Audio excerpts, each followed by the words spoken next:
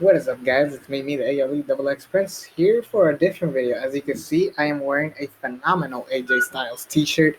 A TNA guy, yes. Not only just a TNA guy, but like the TNA guy. The guy that we all said when he gets to WWE, he is going to be ruined. And look at AJ Styles now. He main evented WrestleMania against The Undertaker, was a two-time WWE champion. He has won almost all the belts except a tag team match, created the OC, had incredible matches with the likes of John Cena, Finn Balor, Shinsuke Nakamura, even though they were meh at best.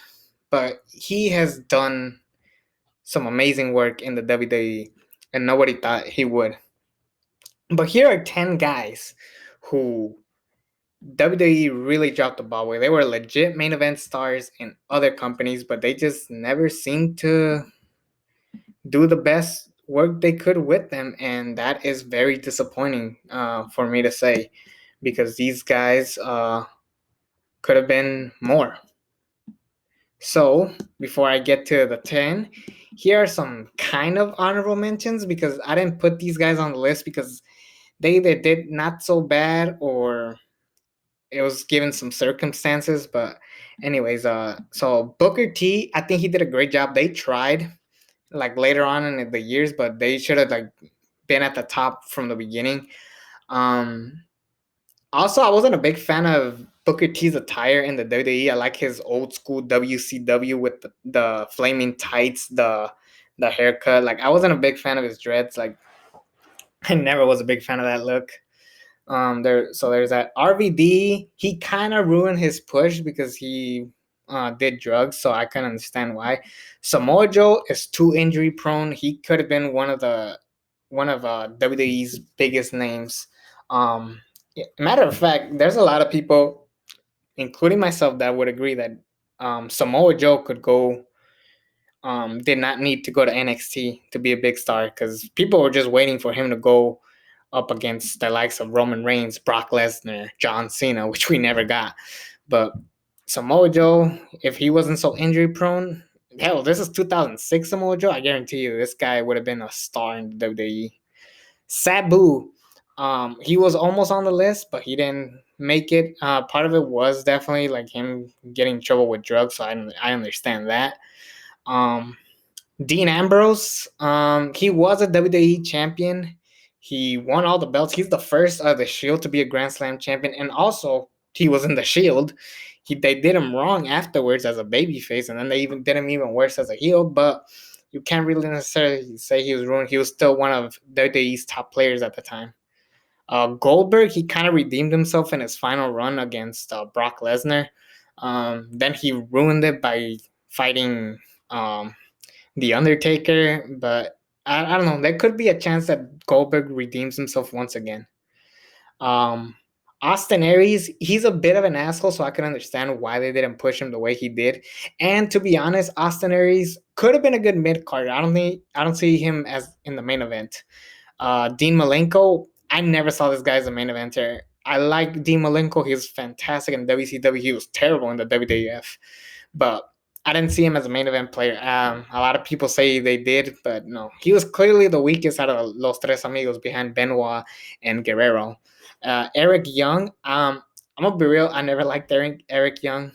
My favorite run he ever did was Sanity in NXT. Like that was a great run. Never like I always saw him as like cheap Daniel Bryan, which at the same time they gave him the belt when Daniel Bryan got his big moment at Mania 30. That's really what I remember Eric Young for. So there's that. And finally, Sting. Sting was older. He was a part timer. He really should have just beat Triple H and then end his career there. No Undertaker, no Seth Rollins, none of that shit. He should have just beaten Triple H at WrestleMania 31 and just ended there. But no, I guess not. But anyways, enough talk. Let's talk about the 10 main event players ruined by the WWE. Number 10, Raven. I love Raven. This guy with the long hair, he like just dressed like all crazy. Like he just looked like from the street, like he looked fucking dangerous. And he was amazing on the fucking mic. This guy was CM Punk before CM Punk. Ironically enough, they had a match in Ring of Honor. But he was just great. Could he have been the WWE champion? Maybe not the world champion. That's could have been pretty cool. Um, but yeah, they really dropped the ball with this guy. Like he deserved way more. He was just kind of like a guy with a kendo stick, which we already had that with Sandman. Um, but yeah, Raven. Maybe around this time, Raven wasn't like as big as he could have been, but that's why he's number 10 because he does deserve to be mentioned. But I understand a little bit why they didn't push him all the way to the top. Number 9, Bobby Roode or Robert Roode. Hell, how did he go from a legit NXT player, the NXT champion, to a forgettable champion? Like, don't get me wrong, not everybody who's NXT champion has been a success. Look at Bo Dallas. Trying to think of some Keith Lee, if you want to be honest with yourself. But Bobby Roode is the typical WWE guy. And I guarantee you they tried with this guy, but the problem is that they are pushing him as a babyface. Bobby Roode is not a babyface. He is a guaranteed heel. Now, if they wanted to do the babyface, work your way to a heel, then I understand that. I personally would have debuted him instead of bringing Shelton Benjamin to be Chad Gable's tag team partner. They should have brought in Bobby Roode. They would call themselves the Glorious Ones. I did a booking about this a while ago, but it could have been cool to do Bobby Roode and Chad Gable as a tag team, and then eventually Bobby Roode turns on Chad Gable, and then he becomes the star that he is. They could have done something cool, but they just didn't know what to do with him. They brought him as a baby face, which made no goddamn sense because when you hear that song Glorious, you don't see like a face. It's kind of like when the Honky Tonk Man was a baby face and it made no fucking sense whatsoever. Like it's the same thing with that. So yeah, Bobby Roode, they really are dropping the ball. But a guy that they ruined way too much was number 8, EC3. This guy looks like a fucking top level star. This guy looks like a typical WWE guy. Now I understand why they didn't push him as Derek Bateman because he fucking sucked back in the day. But then he went to Impact and just became like this mega star. EC3. Like he did this shit. Like that was fucking cool. And I'm gonna be honest, I didn't even like him in NXT. Like in NXT, the only thing I remember was him being part of that ladder match going EC3, baby. That's the only thing I remember from him in NXT. Um, and it kind of hurt because his name is Ethan Carter the third, and he is technically in kayfabe Dixie Carter's like nephew or son. I don't remember, but it's kind of hard to book someone with the last name Carter. So I don't know if they should have changed his name or changed the initials to what Ethan Carter the third meant, or I don't know what they could have done. But there's that. But the one thing they truly failed is like not even know what to do with him. Triple H didn't know what to do. Vince McMahon didn't know what to do. This guy was just like, honestly, I thought he was gonna be like the new Elias, where NXT guy doesn't do so good on NXT, but then they do fantastic work on the main roster. I thought EC3 was gonna be that guy, and unfortunately, no. Number 7, Big Papa Pump Scott Steiner. Holler if you hear me. The man of great promos. This guy's just like a walking wrestling meme. Like if you made like a bunch of wrestling memes, majority of them would be Scott Steiner's. From him doing math to him just like talking to all his freaks out there, and just him showing off his muscle. Like I don't know if his attitude was the reason why he never got pushed, but they have been words of him not getting the push that he deserved because Triple H and Stephanie didn't like him, and if that's true, that's fucking bullshit. Also, this is another reason like why like I this guy who talks shit about Diamond Dallas Page in the hospital.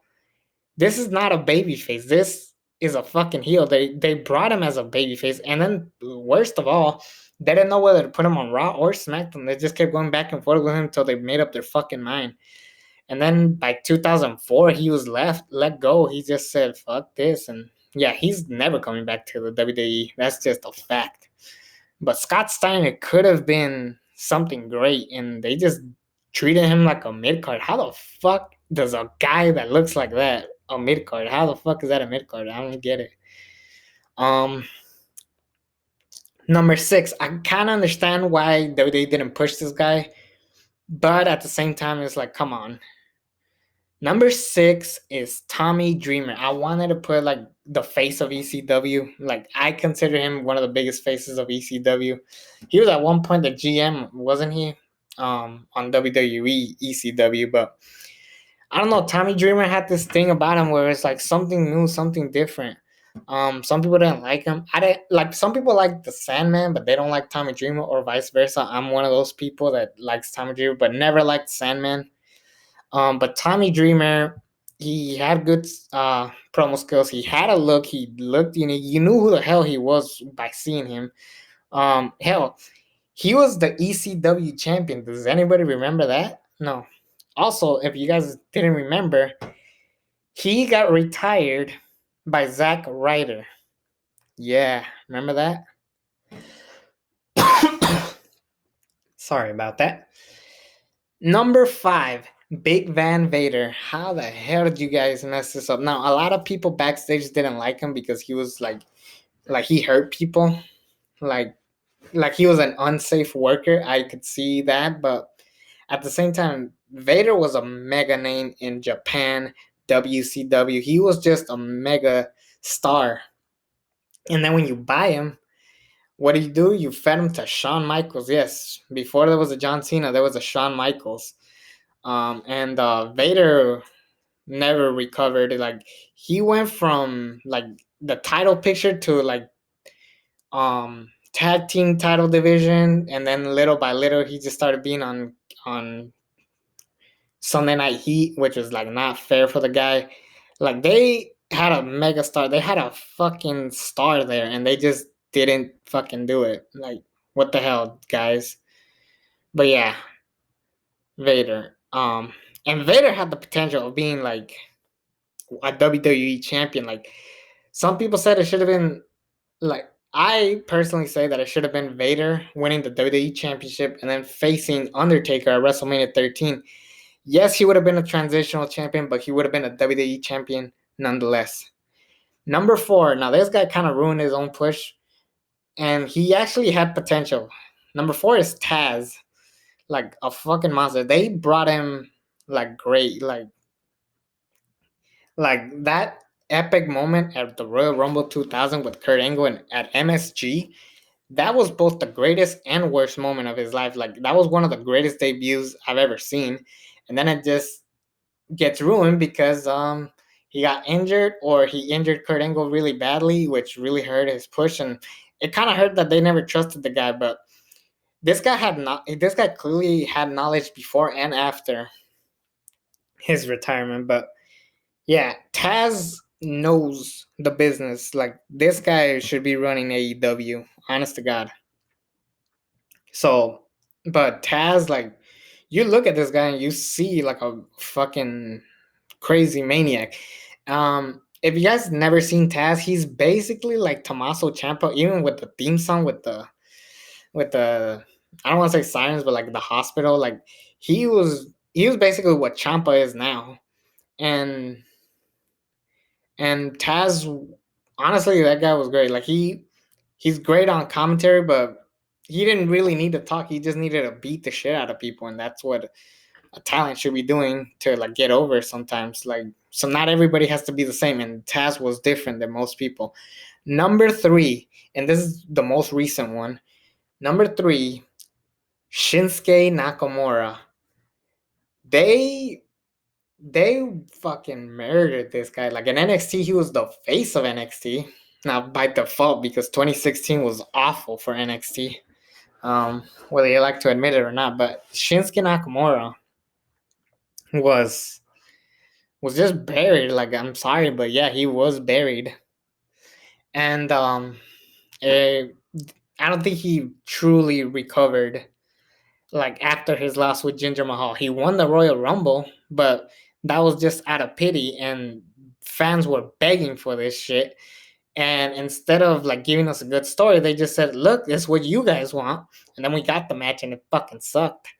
And And then after he lost his matches with AJ Styles, he went back to the mid card division, and then little by little, he just started just dropping down the card. Like his first Intercontinental Championship was won on an Extreme Rules pre-show, and he hardly even defended that belt. This guy deserves way better. Like hopefully, this tag team run with Cesaro and Nakamura, hopefully when it ends, it leads to Nakamura going up the ranks eventually. I was gonna put Cesaro on this list, but I didn't really follow Claudio Castagnoli in ROH, but I wasn't sure how big of a star he truly was. Like, was he a main eventer? Like Nakamura, we knew he was a main eventer. Matches with, um, he made the IWGP IC belt a legitimately secondary or world championship. Like that belt would have meant nothing without Nakamura, and that's the honest truth. Number two, the American Dream, Dusty Rhodes, probably the biggest face other than Ric Flair for WCW.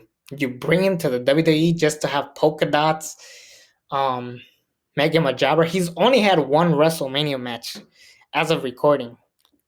They just disrespected Dusty Rhodes. He was never in their minds of being a world champion.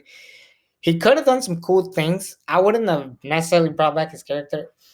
And I thought it was the end of Dusty Rhodes. Like I remember, I always saw like people talk about Dusty Rhodes being one of the greatest of all time. All I saw was the guy with the polka dots. And then when I watched WCW, this guy was a fucking legend, and they did nothing with Dusty Rhodes in the 80s. Like, what the fuck were they thinking with Dusty Rhodes? Like, come on, you got a star, use him. But number one, the one that affected me the most, bang, Diamond Dallas Page, the legitimately like one of the legit faces of WCW. When that shitty invasion came to play, when they brought out DDP, it was like, oh shit, they got a legit player in their hands. And what do? They make him stalk the Undertaker's ex-wife. They make him a yoga instructor. They did not know what the fuck to do with him except a fucking creep. And this is not DDP. This guy could have carried your company if you treated him right. Now, he was a lot older, a lot rustier, but hell, if you guys look at his wrestling skills now, he's still got it. So what the hell happened with DDP? They just like saw, oh, WCW, ew, get away from me. No, use your talent. Like, how great would it have been to see DDP versus The Rock? DDP versus Stone Cold, DDP versus Kurt Angle. Like, we didn't get any of those. We got DDP versus The Undertaker, but in a shitty ass story, so bad that it made that match horrible. Anyways, those like 10 guys WWE ruined once they got signed. What do you guys think? Did I miss somebody out? Let me know down below. It's Mimi the ALE Double X Prince, and until then, I'm out.